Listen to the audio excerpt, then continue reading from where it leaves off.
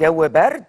بكره ان شاء الله خلال فتره الليل الاول الجو هيكون برد شديد البروده، لان الصغرى هتكون 12 درجه مئويه للقاهره الكبرى. غدا الليلة كمان دي. الليله دي باذن الله. غدا اه. كمان فتره النهار هتظل الاجواء الشتويه وانخفاض درجات الحراره، لان غدا متوقع العظمى على القاهره الكبرى 21 درجه مئويه فتره النهار، فالاجواء هتكون اجواء شتويه مائله للدفء، لكن هتتلاشى طبعا فرص سقوط الامطار ووجود السحب المؤثره بشكل كبير، فهنحس بسطوع اشعه الشمس والدفء فتره النهار.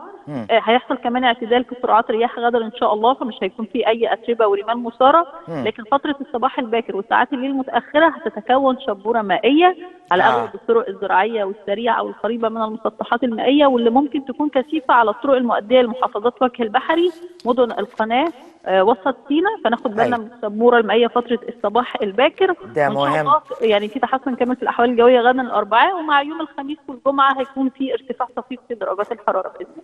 تمام، بشكرك دكتورة منار غانم، بشكرك شكرا. فندم، شكرا جزيلا.